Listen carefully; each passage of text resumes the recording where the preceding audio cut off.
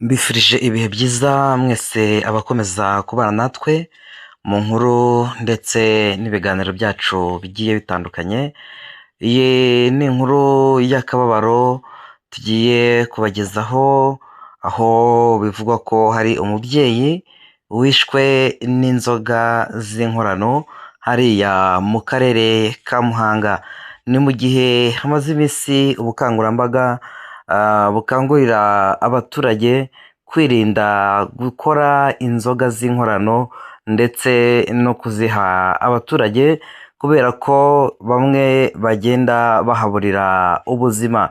Ni mu gihe Minisiteri y'Ubuzima iheruka gutangaza ko abagera kuri 44 bamaze guhitanwa n'inzoga z'inkorano, abandi bagakurizamo ubumuga cyangwa se uburwayi bugiye butandukanye.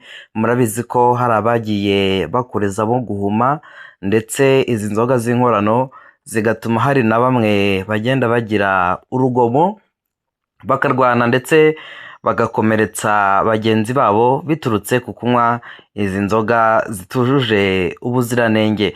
Reka ngusabe ubanze ukore subscribe kuri channel yacu kugira ngo inkuru n'ibiganiro byacu bikomeze bikugerereho igihe. Muri kumwe na Dani nk'ibisanzwe. Ni mu karere ka Muhanga mu ntara y'Amajyepfo, ni mu murenge wa Nyabinoni.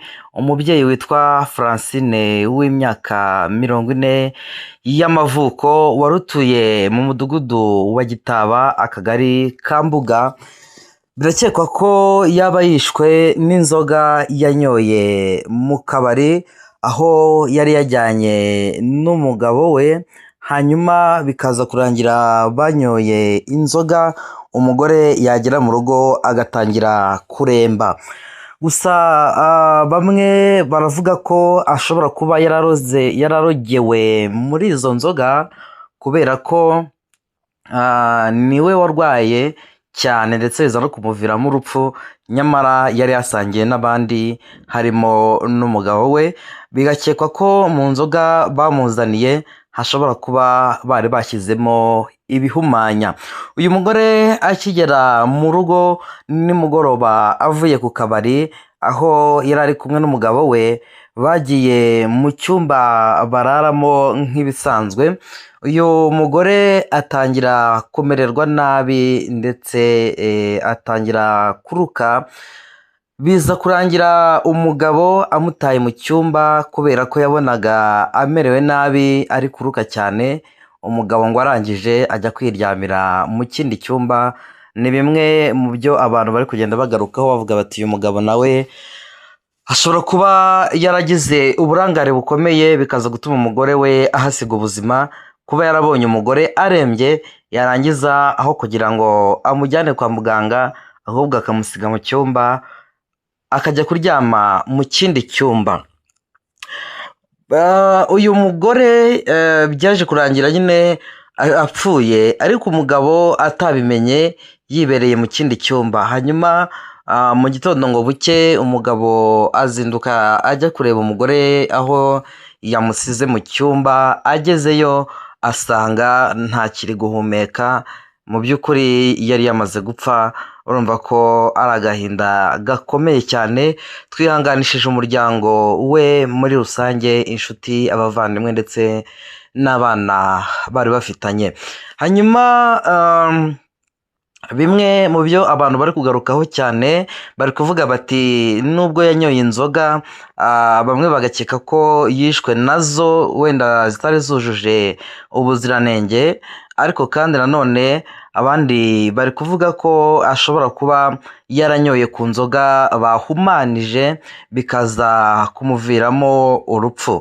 Ni mu gihe mu by'ukuri inzoga z'inkorano hamaze iminsi havugwa ko zigomba gucibwa burundu, kubera ko zikomeje kugenda zitwara ubuzima bw'abantu batari bake hirya no hino. Ngira ngo mwagiye mugenda mubyumva, aho hari abantu bagiye babura ubuzima biturutse ku kunywa inzoga z'inkorano ziba zivanzemo ibintu byinshi bigiye bitandukanye, bishobora kuba byateza ikibazo ndetse yewe bamwe bakahaburira n'ubuzima. Uyu mugabo rero mu by'ukuri akaba navuga ko ibyo yakoze atari ibintu byiza, kuba yarabonye umugore we arembye ndetse atangiye kugarura ibyo yanyoye, bikarangira amutaye mu cyumba akigendera mu kindi cyumba.